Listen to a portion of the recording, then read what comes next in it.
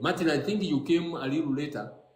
You didn't get the three key campaign pillars, my campaign pillars. We want to reset the country back to the rule of law, where everybody obeys the law, so that we don't have the issue of impunity. We want to restore the dignity of the human people, of human dignity of the Kenyans. Treat Kenyans as people. It doesn't matter how poor or rich he is. He's a Kenyan. He, first and foremost, he's a human being. In fact, we should even be more sympathetic to those who are poor, to those who are physically challenged, to those who have various challenges as a human community. That's what we should be focusing, and that is what I will be focusing, and focusing mainly on healthcare, education, and other social amenities that require to be given. Thirdly, we wanted to rebuild our economy. We have farmers crying left, right, and center. They are being sold sand for fertilizer. I'm told some of the farmers now are giving up. They don't even want to plant crops like maize, meaning we are going to import. And you know what that means. We are going to pay more than double what we should be paying here. We want to work with the farmers. We want to work with the farmers, assist them to grow, let them get a reasonable price that the government is also able to pay, and that the Kenyan people are able to pay. So that's what we are going to work, and I can assure you, before the end of the year, we will come up with a clear vision of what we want to do, and I trust that Kenyans of goodwill will support us. I have that confidence because wherever I've gone, Kenyans are telling me, CJ, we are behind you. We know we can trust you with our resources, and I want to assure you that I will not abuse that privilege. Thank you. Thank you so much, sir, and the CJ Emeritus, DK Maraga. It's 1 minute past 10. That means the time we had agreed on is well spent. So at this point, I think I'm just going to get directions from you. If you can spare a few more minutes for us, or if you're going to give us your parting shots, we call it a day, and then of course we organize for another session, another time, so that those who haven't had an opportunity to ask a question can do so. Thank you, Martin. Unless there is a really pressing question, we should be able to end it here. Why am I saying so? Our one of the contributors, Alvan, said this is where I should be, and I agree with that entirely. This is a platform that enables me to have a discussion with the Kenyan people. I will be too happy to come back. So those who have not been able to ask your questions, please bear with me. I will come back. I'll come back over and over again, so that I get. This is one way of getting what the Kenyans want. Yes. So that when I come up with my manifesto, it is rich. It is embracing what the Kenyans want. But we can take one or two questions, then we can end. Amazing. So a couple of questions, 2 questions, one from a lady and one from a guy. Please. We have JJ Prod, who's already here. And JJ Prod, as you ask yours, allow me to invite the next person. JJ Prod, are you still there? Yes. Am I audible? Yes, you are. Thank you, Newsgate, for this wonderful opportunity. And thank you to Dr. Chief Justice, Dr. Maraga, for this opportunity. You've spared some time of your precious time. I know time has really moved on. We are very curious and interested in your presidential campaign. Kindly, with your permission, CJ, I know there are a few questions that I have, and TikTok is the best place for me to do this. My first question is about impunity and in the implementation of the rule of law. And I know right now you're in the process of looking for people to collaborate on so that we can make this presidential campaign be a successful one. And the question I want to put up is, in the opposition, many of us Gen Z's opposition, we've noticed the opposition is also consisting mainly of people who have been in government since the days of Moi. And why is this a concern? Is because if you can recall to the 2002 elections, the 2002 elections taught us first that even at the end of the reign of President Moi, he was not convicted of any of the corruption cases that he was suspected or alleged to be involved in. And some of us are contributing that factor to the fact that many of his allies in his government moved on to the next government, and therefore impunity and corruption continued. And that is what we are seeing with President Ruto, where we can see that even in former President Uhuru Kenyatta's regime, we have the same individuals now in government, and we are asking ourselves as Gen Zs, how do we hope for a better tomorrow when the leaders we are having are the same leaders involved in governments partaking of corruption? Another thing is about accountability. You are our former Chief Justice, and in that department, we know you for integrity, but we want to ask, we also know that in the judiciary, we have a problem of delayed cases, and as they say, justice delayed is justice denied.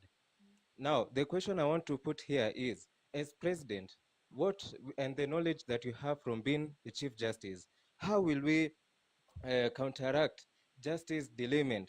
For example, like people, like our former, uh, uh, our former leaders are alleging that they are waiting for our current president to end his term so that they could start filing charges against all the corruption, including the Adani deal.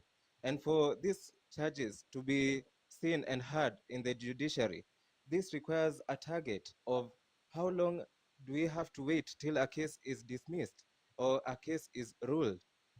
That is the question I want to ask. And finally, a parting shot, because I know I'm speaking for the many Kenyans who would want the chance to speak right now. We are seeing in the TV that our comrades are stuck in Mombasa Road and they have no way to come back home to Nairobi. What is your comment about this? Because one of the guidelines we've been given by the Inspector General through the spokesperson for the National Police Service is that they don't want us to block roads. And it's ironical a bit, because is it lawful whatever they're doing in Mombasa Road? Because as I recall from my basic knowledge of our Kenyan constitution, we have freedom of movement. What is your comment about that? Thank you so much for the opportunity. Thank you. Thank you so much. It's Carol. You have the crown of being the last one to answer a question. So as they say, let it be, let it bear the weight of the moment. Carol, your question, please.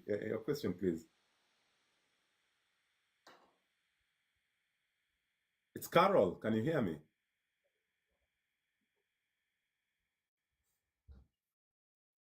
She looks like she has a challenge with our network.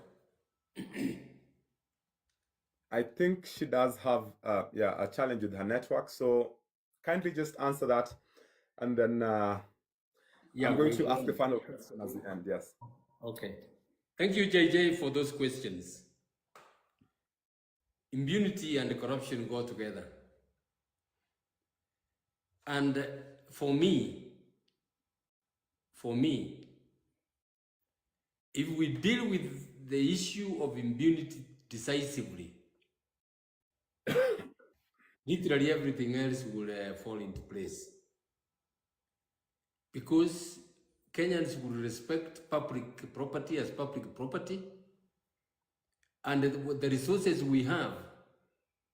And we have, Kenya is a fairly rich country. Comparatively, Kenya is a fairly rich country. The resources we have put to good use we can do a lot. If the debt we are paying now, which is literally crippling, was used to construct roads, proper roads, some even dual carriages, you can imagine the economic activities that would result from that. Very many economic activities will result from that. But being who we are, and I mean, we have embraced corruption as part of our culture, and that's what I want to call upon the Kenyans, that let us break from this colony of corruption. Let us free ourselves from this colony of corruption so that Kenya can be the Kenya that we can all be proud of. So what we are going to do is, as I've said before, I am going to face corruption head on, and I am going to require everyone who is going to work with me to be involved in that fight. We need to control that. We need to deal with that decisively. We need to deal with the wastage, and we need to be accountable to the Kenyan people. We earlier on mentioned about is it how many billions worth of expired drugs, and now we are required to get about, is it 600 million? It was said. Yeah, around that figure. To dispose of it. Those drugs expired on the shelves when Kenyans were dying out in the countryside with no medicine. Those drugs were bought with money.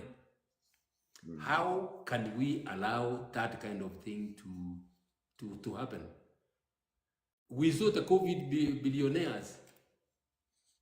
Seriously, we want to go on, Kenyans, we want to go on like that? This country will run into a halt unless we take decisive action. So, I mean, those are the kind of things that we need to deal with. People must be held accountable. When somebody has been given a position, he must know that anything going wrong is going to be accountable personally. That's the only way we can deal with the issues that we are facing with. Accountability, that must be ring in the minds of those who are going to serve. Delayed cases, I agree with you, there are very many delayed cases, and as a result of these delayed cases, a lot of money is held in litigation, which if it was released into the economy, it would boost the economy. I know that as a fact. It's one of the challenges we dealt with. I know the challenges the judiciary has faced for years. We will do what we can. You will recall that I introduced the use of technology into ICT. Yes. I had a lot of opposition. Some people thought, it was not going to work. A lot of opposition, but I stood firm, and we introduced the digitization of the judicial records. I started it. I am happy that Justice Koome has carried it ahead. Initially, there were budget cuts, and the budget cuts were supposed to be a half. I had more than 400 million shillings for ICT. The whole of it was taken. And I think deliberately, because that's when I was in the process of developing a system that we could use. But I thank God, because I was in very good books with the development partners. They came in and gave me the initial funding I required, and we started. And it's something I am proud of. You remember when the Estonian Prime Minister came to Kenya? Is it Prime Minister or President came to Kenya? He said we have that's a milestone we have achieved. And she actually went and spoke about it in the UN General Assembly in September of 2021. Those are among the things we should be proud of. We are going to utilize technology. With the young people we have who have done very well, we are going to utilize technology to give services to Kenyans. As I said, we just need to get our act together and we will be able to move on. You have talked about Mombasa Road being closed. I passed there in the morning. I thought it was a marathon that was being conducted. I am not aware it is. I've missed the news this evening. I'm not aware it is being closed. That would be a very, very sad thing. Those are among the things we need to streamline. If there is going to be closure of the road, notice is supposed to be given so that people organize their travel in such a way that they are not inconvenienced. Some are, perhaps traveling with children and being stuck on the road. I mean, we are doing we are doing things like people who don't know what we are supposed to do. Huh? We should have an orderly country. Martin, thank you very much. Thank you so much. Thank you so much for answering those questions. And just to tell you about what really is happening regarding that SGR closure and Mombasa Road closure, let me read a statement from the Kenya Railways. Just give me a minute, please. I'm fetching the statement. So the Kenya Railways has issued a public notice regarding temporary suspension of Maraga Express passenger service train. And they say that we regret to notify members of the public that due to technical issues, the Maraga Express 10 p.m. passenger train from Mombasa to Nairobi has been suspended. Kenya Railways prioritizes the safety of all our passengers. So they are sort of alluding to a safety concern there. And we apologize to any inconvenience caused. Earlier, the roads were blocked. The roads leading to Mariakani, the SGR train station, were blocked. And your guess is as good as mine. So I think what I'm going to do right now, Bona CJ, is just to give you 2 or so minutes to give us your parting shot.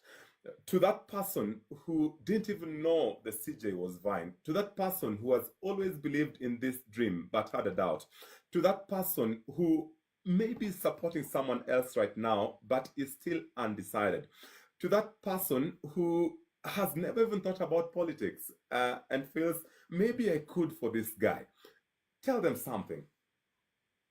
Thank you, Martin. That's a mouthful. Thank you, but it is to the point. Fellow Kenyans, I live in this country. I know the challenges we are going through. I know the economic challenges we are going through. I know the healthcare challenges we are going through. I know the problems we have with the education of our children, the economy, how it has been battered and it is just almost coming to a standstill. And I know as a fact that most of these problems have been brought about as a result of the looting of public resources. We are not a very rich country. We are not a very rich country, but we are not poor. We are not poor. We are not, aspiring to manufacture aeroplanes because it is beyond us. The little we are able to do, we are supposed to do. All this has come as a result of mismanagement of our affairs. Mismanagement of literally everything, and we have been thrown to where we are. I've spoken with quite a number of professionals, and I have tried to tell them, and they agree with me, that when you are a professional, especially if you are in private practice, you are able to pay your mortgage if you have one.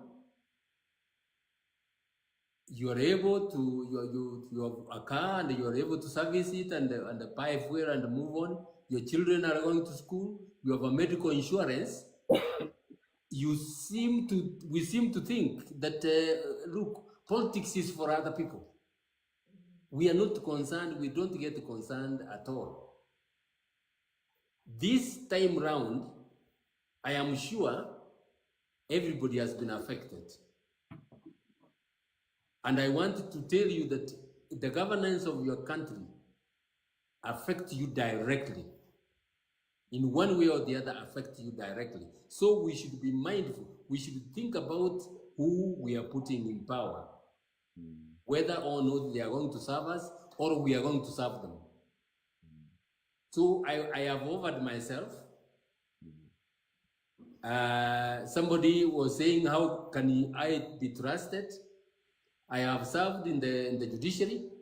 My record is there for people to see what I have done. One thing I want to tell you is my conviction as a human being is that I should not go enriching myself by stealing from the state or from other people. My conviction, my values are that I should have what I have worked for, what I have sweat for. That's what I should have.